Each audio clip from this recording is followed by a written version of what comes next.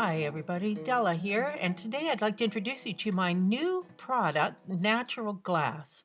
This is, of course, completely non-toxic. It's made with milk casein and a little beeswax and a few other special ingredients that help the casein harden and stay flexible.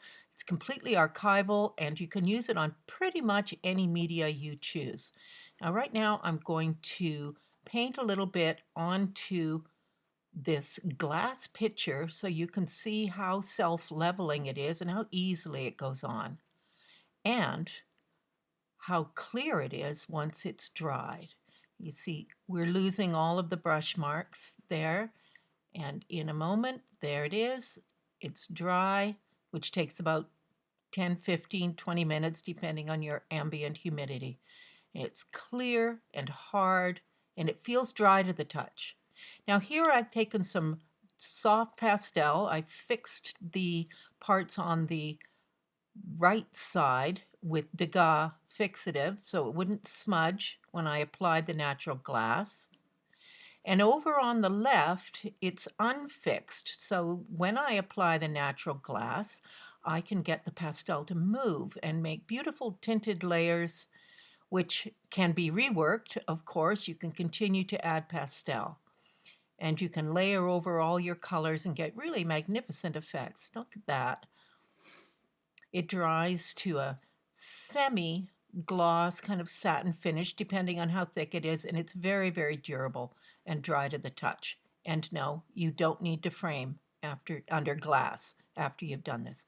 Now here is an acrylic on a board. It's got one layer of natural glass on it. You can see it really brings out the depth of color in acrylics as well.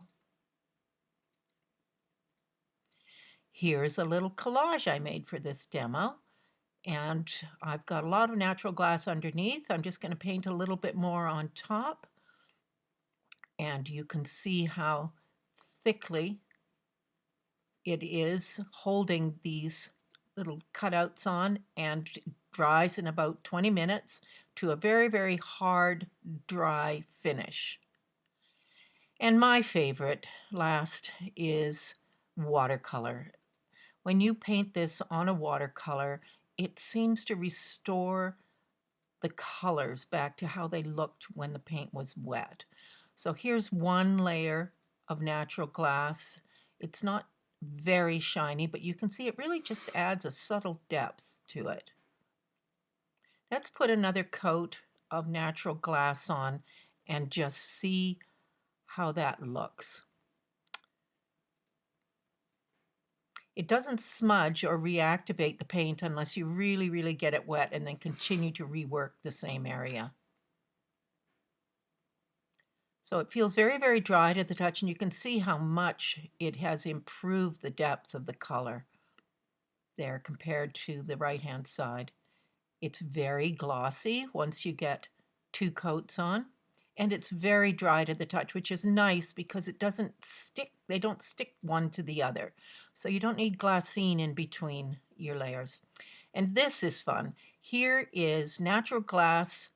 I've loaded the brush with watercolor straight out of the tube, and I'm just using natural glass as a medium to blend the watercolor, and it's just deliciously slippery. It makes the most gorgeous thin, transparent, translucent layers that, of course, can be layered and layered and reworked.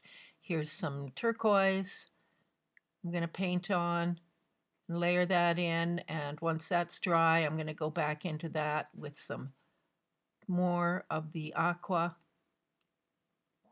and it dries to a semi-gloss, very tough, very dry, not sticky finish. I'm going to put a little bit of straight natural glass on it now, and just to act as a kind of a protective varnish. And here's what it looks like as it's finally dried. It takes about 15 minutes. For those of you who love crafting with natural materials like gourds, natural glass is a perfect addition. Look at that lovely lustrous shine. It's not sticky at all. So that's my new natural glass, my latest contribution to the world of non-toxic archival art materials that work better.